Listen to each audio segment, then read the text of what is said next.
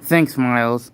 As you can see, I am now camping under my fortitudinal bunk bed, and this is actually one of my favorite campsites. See, look, it even has a pillow. Alright, so unfortunately I can't show you all my stuff because it's underground and it's sinking, but I think that we can work it out and it'll all be okay. So as you can see, this is a very, very comfy triangle piece right here, and here's some little holdings. Just don't press into them, because yeah, but